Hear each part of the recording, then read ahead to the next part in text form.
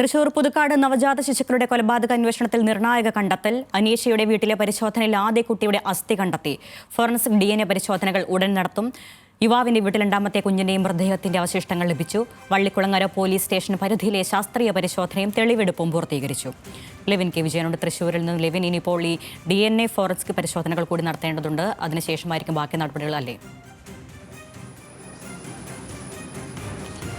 അരുണ്യ, രണ്ട് സ്ഥലങ്ങളിലും രണ്ട് പ്രതികളുടെ വീടുകളിലും തെളിവെടുപ്പ് പോലീസ് പൂർത്തീകരിച്ചിട്ടുണ്ട്.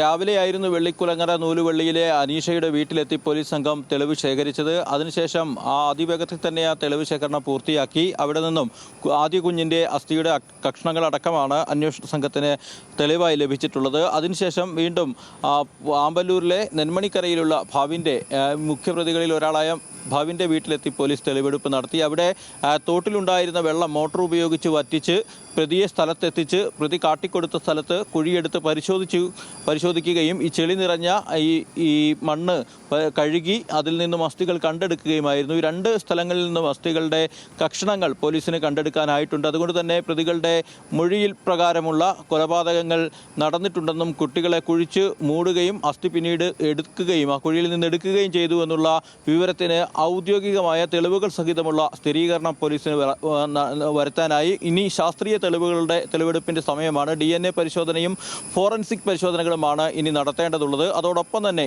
ഈ ഇത്തരമൊരു കേസിൽ കുഞ്ഞുങ്ങളുടെ മൃതദേഹം കണ്ടുകിട്ടാത്ത ഒരു കേസിൽ, അസ്ഥികൾ മാത്രം തെളിവായിട്ടുള്ള ഒരു കേസിൽ കുട്ടികളുടെ മരണകാരണം ശാസ്ത്രീയമായി ഉറപ്പിക്കുന്നത് പോലീസിനൊരു വെല്ലുവിളിയാണ്. അതുകൊണ്ട് തന്നെ ഈ DNA സാമ്പിൾ പരിശോധനകളടക്കം പ്രധാനപ്പെട്ട തെളിവുകളായി മാറുമ്പോഴും അതോടൊപ്പം തന്നെ സാഹചര്യ തെളിവുകളും ഡിജിറ്റൽ തെളിവുകളും മറ്റും പ്രധാനപ്പെട്ട അന്വേഷണത്തിൻ്റെ തെളിവുകളായി മുന്നോട്ട് കൊണ്ടുപോകാനാണ്, അല്ലെങ്കിൽ അതുപയോഗിച്ച് തുമ്പുണ്ടാക്കാനാണ് അന്വേഷണ സംഘം തീരുമാനിച്ചിരിക്കുന്നത്. ഏതായാലും ഈ പ്രതികളെ രണ്ടുപേരെയും ഇപ്പോഴും പുതുക്കാട് പോലീസ് സ്റ്റേഷനിൽ നിലനിർത്തി ചോദ്യം ചെയ്യുകയാണ്. ഇന്ന് വൈകിട്ടോടുകൂടിയായിരിക്കും പ്രതികൾ അറസ്റ്റ് രേഖപ്പെടുത്തി 24 മണിക്കൂർ പിന്നിടുക. ആ സമയത്തിനുള്ളിൽ ഇവരെ കോടതിയിൽ ഹാജരാക്കാനുള്ള നീക്കമാണ് അന്വേഷണ സംഘം നടത്തുന്നത്. ഇരിങ്ങാലക്കുട ഫസ്റ്റ് ക്ലാസ് മജിസ്ട്രേറ്റ് കോടതിയിലായിരിക്കും ഹാജരാക്കുക. ഇപ്പോൾ ഫോറൻസിക് വിദഗ്ധരും അതോടൊപ്പം തന്നെ അന്വേഷണ സംഘത്തിൽപ്പെട്ട പ്രധാനപ്പെട്ട ഉദ്യോഗസ്ഥരും പുതുക്കാട് പോലീസ് സ്റ്റേഷനിലുണ്ട്. അവസാനഘട്ട ചോദ്യം ചെയ്യൽ കൂടി നടത്തി ഈ റിമാൻഡ് റിപ്പോർട്ട് അടക്കം തയ്യാറാക്കുകയാണ് അന്വേഷണ സംഘം. ഏതായാലും ഇന്ന് വൈകിട്ടോടുകൂടി പ്രതികളെ ഹാജരാക്കും. മറ്റാരുടെയെങ്കിലും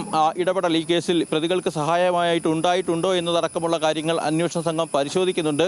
പോലീസിനെ സംബന്ധിച്ചുകൊണ്ട് ഏറെ വെല്ലുവിളി ഉയർത്തുന്ന കേസാണെങ്കിലും അതിവേഗത്തിൽ നീക്കങ്ങൾ മുന്നോട്ട് കൊണ്ടുപോകാൻ സാധിച്ചിട്ടുണ്ട്. ഇതോടൊപ്പം തെളിവെടുപ്പ് അടക്കമുള്ള കാര്യങ്ങൾ ശരവേഗത്തിൽ തന്നെ പൂർത്തീകരിക്കാനും സാധിച്ചു.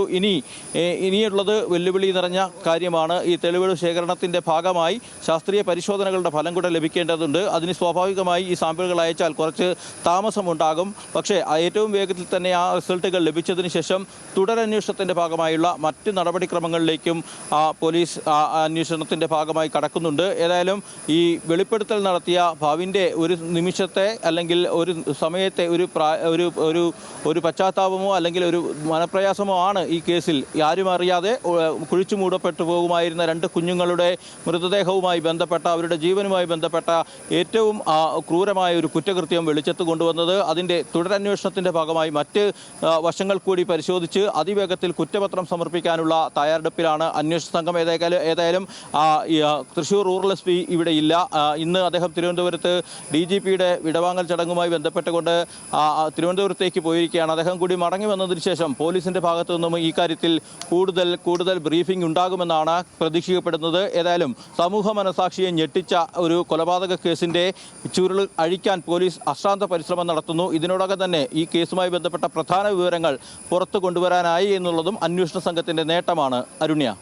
പുതുക്കാട് നവജാത ശിശുക്കളുടെ കൊലപാതകത്തിൽ രണ്ടാമത്തെ കുഞ്ഞിൻ്റെ ശരീരഭാഗവും ഇപ്പോൾ പരിശോധനയിൽ പുറത്തെടുത്തിരിക്കുകയാണ്. ഇനി DNA ഫോറൻസിക് പരിശോധനകൾ നടത്തിയതിനു ശേഷമാകും തുടർ നടപടികളുമായി പോലീസ് മുന്നോട്ട് പോകുക. ലെവിൻ കെ വിജയനാണ് ഈ വാർത്തയുമായി ബന്ധപ്പെട്ട കൂടുതൽ വിവരങ്ങൾ നൽകിയത്.